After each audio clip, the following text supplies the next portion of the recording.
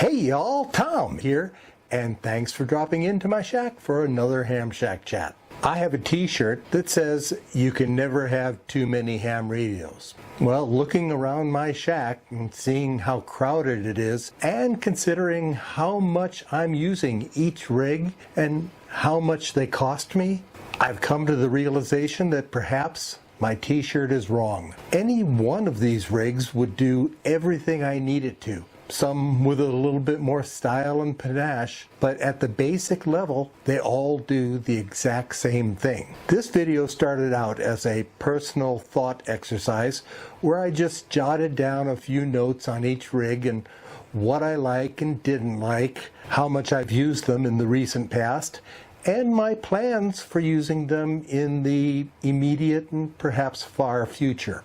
This video expands on my list, and I hope that I got my thoughts across clearly. I need to make clear that I am not soliciting my viewers to purchase any of these rigs from me. I will be selling them through the ham radio outlet, and they will set the price and conditions of the sale. As I go through each rig, I invite you to join in my exploration by letting me know which rigs you think I should keep and which rigs I should consider selling. Also, please let me know the reasons for your recommendations and any suggestions for what I might want to consider for replacement rigs. I look forward to reading your remarks down in the comment section below. Tell me all about it.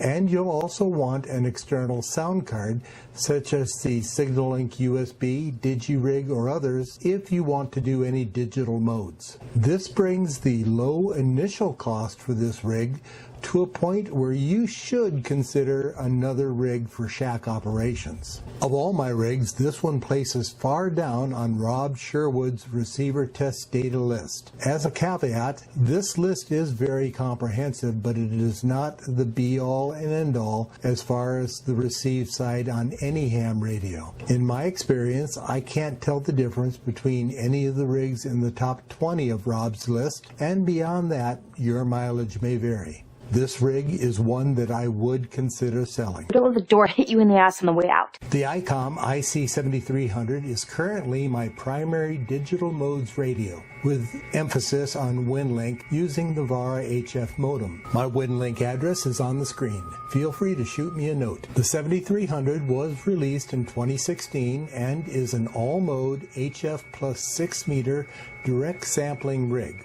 Of course, I can also use this rig for any other mode on HF and 6 meters. The firmware is stable, with the last update for this rig as of the release of this video in May of 2024. The IC-7300 uses the same CAT controls, the same menu and function layout, and the same full color screen layout, with a few minor changes as my other Icom rigs, at least those released in the last decade. So once you're familiar with any one of them, you'll be very close to familiar with all of them right out of the box. One feature I really like is the automatic antenna tuner. If you change frequency more than 1% of your selected band, the rig will do a quick tune. The screen is touch sensitive, and you can adjust frequencies by touching the waterfall where you see a signal present. However, it doesn't have a connection for a mouse or a keyboard. On the negative side, the screen is kind of smallish,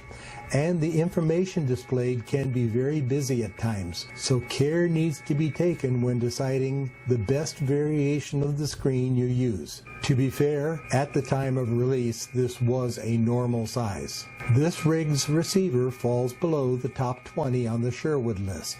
I do have several more Icom rigs that do the same thing, but just a little bit better with a little bit more style and panache, so this one I would consider selling.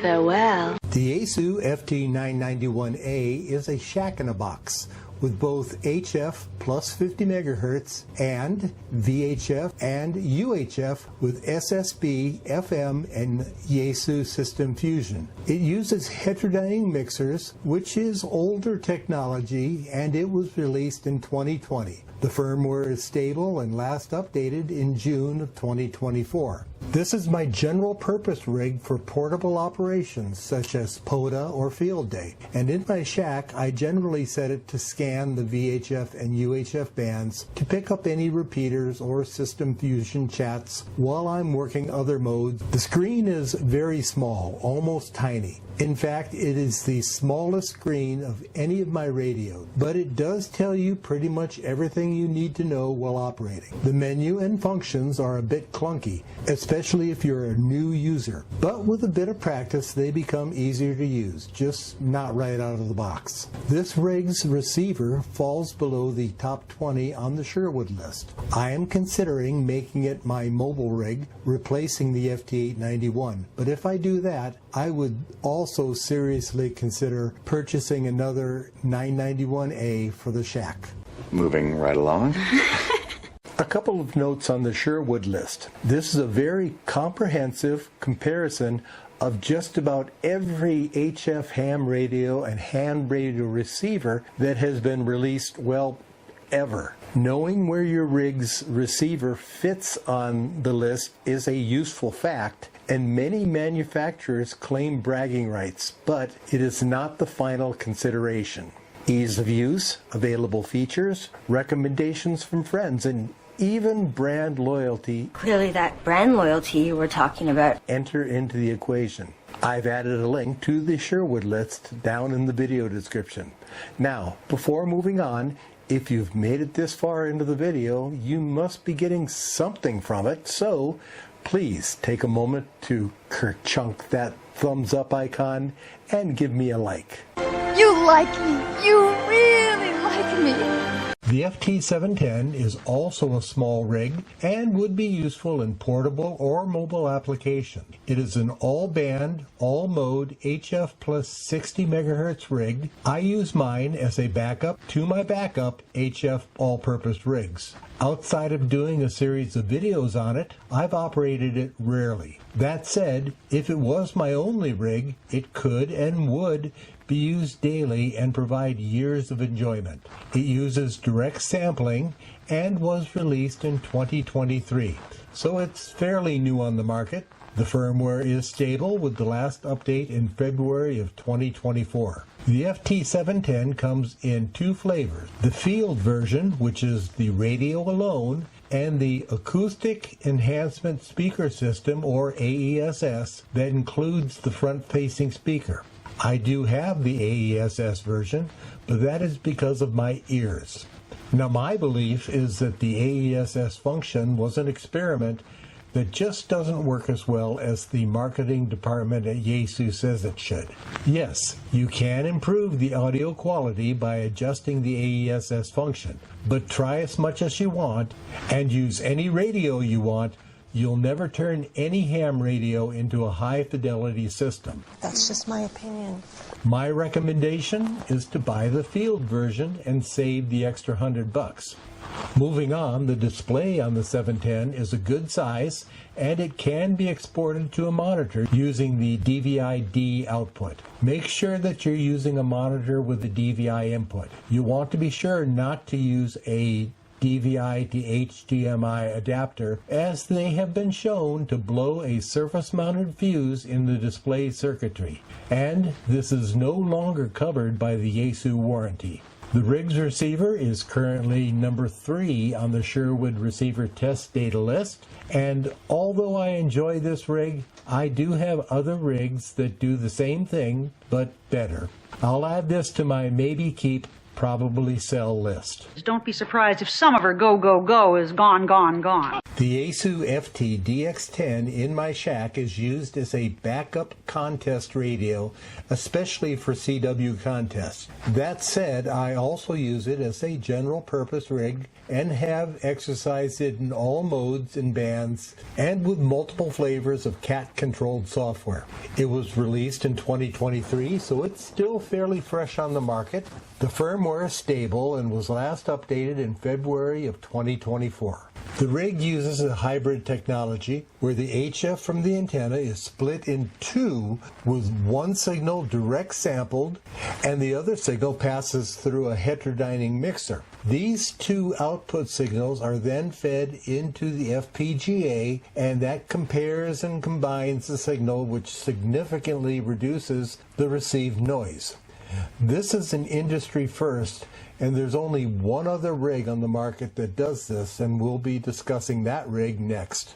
The DX10 is easy to learn and get on the air with minimal delays. The screen is ample sized and easily readable. It is touch sensitive, or you can plug in a mouse to move around and make selections on the screen. The menu and function setup will be familiar to Yaesu users and are easy to access and change on the fly. This rig's receiver is currently in second place on the Sherwood receiver test data list, and it is certainly on my keeper list. I knew he was a keeper. In the next section, I'll be discussing my more expensive rigs. They range from $3,399 to $5,599, which is the current out-the-door price at Ham Radio Outlet. If you're shopping for a rig, keep an eye out for holiday and other additional discounts. If you know of other ham-minded folks who might want to chime in on this, please share. I'll tell everyone. Everything. With your friends, compatriots, and cohorts in the amateur radio community, especially on social media. The Kenwood TS-890S is a direct sampling 100-watt HF plus 6-meter all-band, all-mode radio. It was released in 2019, and the firmware is stable, with the most recent update to version 1.07 in March of 2025. I have to confess that while I really like this rig, I've been a bit disappointed with Kenwood themselves. That's disappointing. In 2019, when I moved to Ohio for a new job, one of the first things I bought was this TS-890S, but they haven't released a new HF rig since then. My home QTH is about a 35-minute drive to where Hamvention is held, and I make a point of always stopping by the Kenwood booth and ask if they have anything new coming out on the HF market. The answer is always no, nothing on the horizon. But that's enough about ranting about Kenwood. The display on the 890 is large and presents all of the information you would need. Unfortunately, I don't use this rig very much anymore, though I do have it set up on a different computer as a secondary operating position for visiting hams. This rig's receiver is currently number 9 on the Sherwood receiver test data list. I'd be willing to let this rig go, but I would miss it. And getting rid of my last remaining Kenwood would be turning a page I'm not sure I'm ready to turn. I'll miss you. The Yaesu FTDX-101MP is an HF plus 6-meter all-band, all-mode rig with a 200-watt output. Of course, you can run it at lower powers all the way down to QRP levels. Yaesu also has a 100-watt version of this rig, which is the FTDX-101D. With the exception of the output power, they are virtually identical. When paired with the Yaesu M90D desktop microphone and with the digital signal processor adjusted for your voice, this is the only SSB rig I've ever had where I received unsolicited compliments on my audio. The large, touch-sensitive screen can be supplemented with a mouse, a keyboard, or a mouse and keyboard combo. I use the wireless mouse and keyboard combo, but in a pinch, a wired USB connection can be used. This has become my go-to rig for voice operations and voice contesting. This rig's receiver is currently number 1 on the Sherwood receiver test data list. I would not consider getting rid of this rig, and if I could only have one radio in my shack, this would be at the top of my list. I'll never leave you. The other 200-watt HF plus 6-meter all-mode, all-band rig I own is the Icom IC-7760. This rig comes in 2 parts. First is the HF deck, where all the magic happens. The finals, located in the HF deck, are rated at 450 watts, so you can run the full 200 watts of output powers without straining them. The second part is the control head, which is connected to the HF deck by a supplied cable. The control head, as the name implies, controls all of the features of the radio and has a very large display as well as a secondary small sub-display that can be set to view the passband, change the frequency, or display everyone's favorite Icom unique meter screen. While the main display is a touchscreen and can be supplemented with a mouse and keyboard, this feature is only active within the waterfall part of the display, allowing you to touch or click on a signal to change the frequency of the rig. This rig was released in October of 2024, and the firmware is still being updated every month or so. The latest update as of this video is version 1.13. The main cat control is by a USB connection on the back of the control head with a secondary Icom CI5 control on the back of the HF deck. The menu and function screens are similar to other recent Icom rigs, so if you already own another Icom rig, for instance the IC-7300, you will be familiar with how to use these screens. This rig's receiver falls below the top 20 on the Sherwood list. Overall, I found this rig to be easy to use, and once I get over the newness of the radio, it will probably become my go-to CW rig. I have no plans to see it out of my shack anytime soon. Please stay. My latest acquisition is the Icom IC-7610. This was a spur-of-the-moment buy while I was visiting the ham radio outlet booth at Hamvention. This is an all-band, all-mode HF plus 50 MHz radio with a rated maximum output power of 100 watts. The large touch-sensitive screen is laid out the same as my other Icom rigs, and the menu has the same logical layout common to all the other Icom rigs. A mouse and keyboard can be added to help keep your fingerprints off the screen. However, the mouse control is limited to clicks within the waterfall. This rig's receiver falls below the top 20 on the Sherwood list. As I noted, this was a spur-of-the-moment purchase, but the more I use it, the more it grows on me. It's growing on me. For digital modes, I have several other rigs that I'm comfortable with, but this has become my backup digital rig, and I've been using it primarily for the last couple weeks. I am considering giving it up, but that consideration is changing as I play with it more. I'm really starting to like this rig. Time will tell. Sorry guys, gotta go. So, after going through all of my rigs, considering how much I use them and potential future use, I'm leaning towards selling my FT-891, FC-7300, FT-710 AESS, and the TS-890S. As mentioned in the beginning, I plan on selling them through HRO, and we'll start with one or two of them just to see how that process works. These are my initial thoughts, and I certainly would appreciate your opinions and comments. Also, please remember to like and share this video, and please consider subscribing to this channel. 73 until the next hey y'all. This has been another Ham Shack chat, this time about reducing my overcrowded shack. As always, I am at your service. I'm Tom, ND3N, just like it says on the hat, and I am out. So that's it.